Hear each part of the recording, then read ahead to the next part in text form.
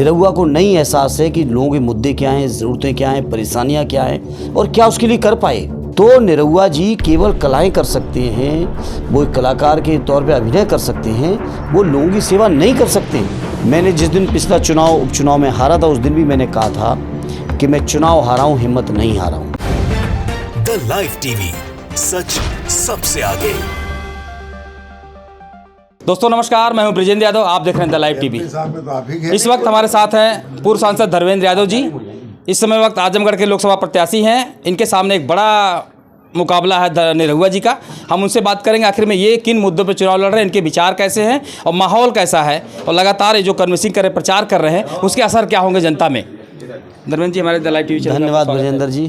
Sir ये बताइए, जो आप प्रचार प्रसार कर रहे हैं लगातार, कैसे आप जीत पाएंगे आजमगढ़ में?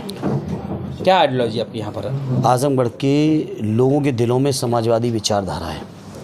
आजमगढ़ के लोगों के दिलों में सदैव नेताजी की स्मृतियाँ हैं। आजमगढ़ के लोगों के दिलों में जो सदैव नेताजी ने या आदरणीय राष्ट्रीय अध्यक्ष श्री अखिलेश यादव जी ने जो काम किए हैं वो दिलों में बैठे हुए हैं, और उसी की बुनियाद पर मैं चुनाव लड़ रहा हूँ और उसी बुनियाद पर यहाँ से जीतूँगा। अगर यहाँ के जो काम है, जो लोग हैं, शिकायत तो सभी लोग करते हैं, अच्छे बुरे की बात होती है, लेकिन सही ढंग से मुझे लग रहा निरहुआ कैसे स्थापित हो गए, कैसे वो यहाँ बैठ गए, हम सीट पर काबिज हो गए? नहीं, चलिए, कई बार कुछ ऐसी घटनाएं भी होती हैं जो लोग उम्मीद नहीं लगाते हैं। हो गई एक बार जीत उनकी, हमने उस हार को स्वीकार भी किया, और हालांकि वो बेईमानी की उनकी जीत थी और बेईमानी से मुझे हराया गया था। बावजूद इसके हम लोग लोकतंत्र में भरोसा करते हैं। अब जो भी फैसला हुआ उसको स्वीकार करते हुए, मैंने जिस दिन पिछला उपचुनाव में हारा था, उस दिन भी मैंने कहा था कि मैं चुनाव हारा हूँ, हिम्मत नहीं हारा हूँ। और आजमगढ़ के लोगों के बीच सेवा का व्रत लिया था, और मुझे खुशी है कि आदरणीय राष्ट्रीय अध्यक्ष जी मुझे एक बार फिर मौका दिया। और यहाँ के लोगों के, जैसा मैंने कहा, समाजवादी विचारधारा है, नेताजी और राष्ट्रीय अध्यक्ष जी के काम हैं आजमगढ़ के लोगों उस बुनियाद पर चुनाव हम लोग जीतेंगे। और जो पिछली बार परिणाम हुआ, उस परिणाम को मैं सूद सहित वापस करेंगे। आजमगढ़ के लोग करेंगे, हम नहीं, आजमगढ़ के लोग करेंगे। अच्छा, एक सवाल और है। निरहुआ बार बार आरोप लगाते हैं, हमारे भैया विजय लाल 35 साल से जो गिरहा गायक, आप लोगों ने उनको सम्मानित भी किया था, दर्जा प्राप्त राज्य मंत्री का अधिकार दिया था, कहते उनको क्यों नहीं गाजीपुर से टिकट देते? आप ये परिवारवाद की बात करते हैं निरहुआ बार बार। निरहुआ के पास कोई मुद्दा नहीं है, कोई अपनी राजनीतिक सोच नहीं है। चूँकि वो कलाकार हैं, स्वाभाविक है, कलाकार लोगों को हमेशा स्क्रिप्ट दी जाती है, उस पर वो अपना मंचन करते हैं। तो निरहुआ जी भी राजनीति को उसी तरीके से हैंडल कर रहे हैं। निरहुआ को नहीं एहसास है कि लोगों के मुद्दे क्या हैं, ज़रूरतें क्या हैं, परेशानियां क्या हैं और क्या उसके लिए कर पाए। आप सोचो ना, हवाई पट्टी पे कितने दिनों से किसान धरना दे रहे हो। किसानों की बड़ी मांग नहीं है, बहुत मामूली मांग है, लेकिन नहीं मानने को तैयार है, नहीं मनवा पा रहे हैं। तो निरहुआ जी केवल कलाएं कर सकते हैं, वो एक कलाकार के तौर पे अभिनय कर सकते हैं, वो लोगों की सेवा नहीं कर सकते, और नहीं कर पाई उन्होंने। मौका था उनके पास, लोगों ने मौका दिया था। बीजेपी के लोग भाषण देते हैं, डबल इंजन, ट्रिपल इंजन, जितने इंजन लगाने पड़ते हैं उतने इंजन लगा लेते हैं, लेकिन वो सारे इंजन जन विरोधी काम कर रहे हैं। एक भी जनहित का काम आजमगढ़ में बीजेपी के लोगों ने नहीं किया।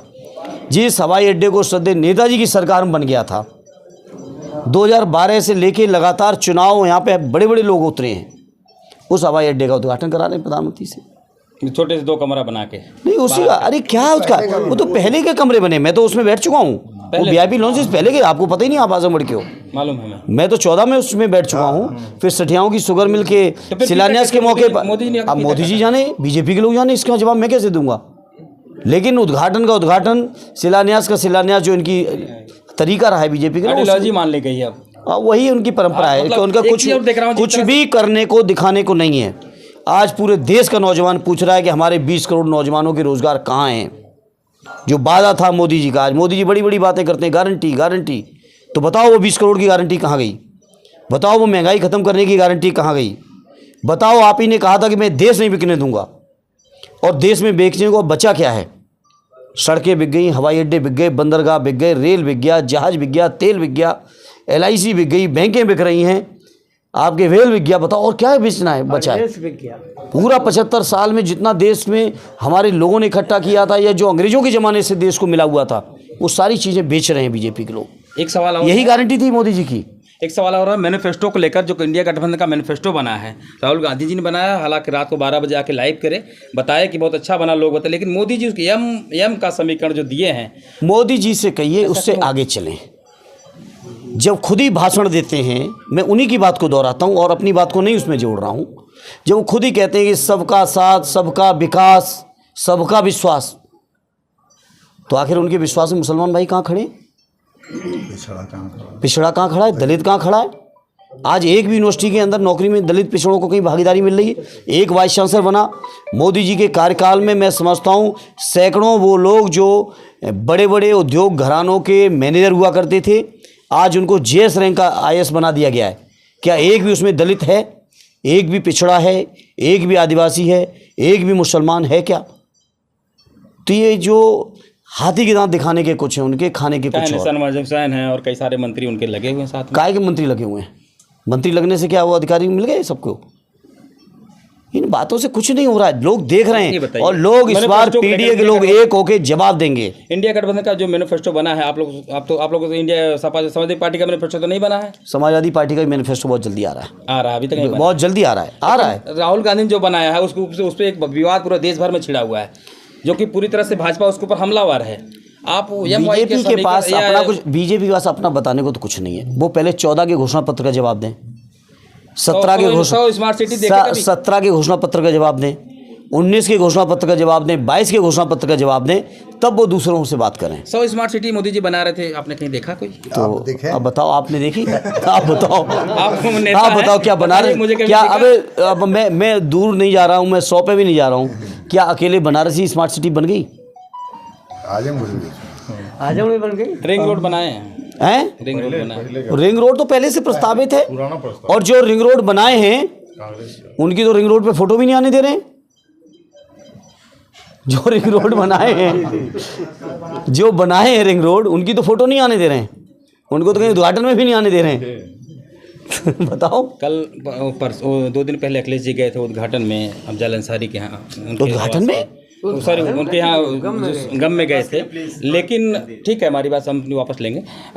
जो वहाँ पर गए थे, वहाँ जाने के बाद जो एक विपक्ष के लोग हैं, मतलब जब देखा जाए सत्ता तो है ही है वो लोग, और विपक्ष की आवाज़ जो दबाते हैं हमेशा बार बार, मीडिया भी कहती वहाँ पर वो दिन में गए थे, वो रात में गए थे, क्या है उसके ऊपर? देखिए, दिन रात क्या होता है, राष्ट्रीय अध्यक्ष जी लखनऊ से गए थे, स्वाभाविक है, हेलीकॉप्टर में जाना था, दिन में ही जाना था, उसमें कौन सी बात है। और वो परिवार, ओवैसी साहब रात में गए थे। अरे गए थे, उनकी मर्जी, उनकी सुविधा, मुझे उससे क्या मतलब है? मैंने कौन सा उनका प्रोटोकॉल जारी किया था, या इस बात का मैं क्यों जवाब देने जा रहा हूँ? मेरे सवाल ये है कि उस परिवार, वो जो स्वतंत्रता सेनानी लोगों का परिवार रहा है, उस परिवार के बारे में मीडिया के लोगों ने और विशेषकर भाजपा के लोगों ने गलत इंटरप्रिटेशन किया है। जो आज़ादी के आंदोलन में उस परिवार की कुर्बानियां हैं, मैं कह सकता हूं बीजेपी का एक नेता बता दे कि उनके पुरखों की ऐसी कुर्बानियां हों। ब्रिगेडियर उस्मान जैसे लोग, जिनको पाकिस्तान का सेना अध्यक्ष बनाया जा रहा था, उस सेना अध्यक्ष को लात मार के उन्होंने देश की सेवा करना, हिंदुस्तान की सेवा करना जो कबूल किया हो, स्वीकार किया हो, ऐसे परिवार के लोग बात रखे हैं मुद्दों को लेकर। हालांकि फिर दोबारा कभी मुलाकात हमारी होगी, हम तब तक आगे किसी और से बात करेंगे। तब तक के लिए नमस्कार। Brijendra Yadav, the live TV, Azamgarh.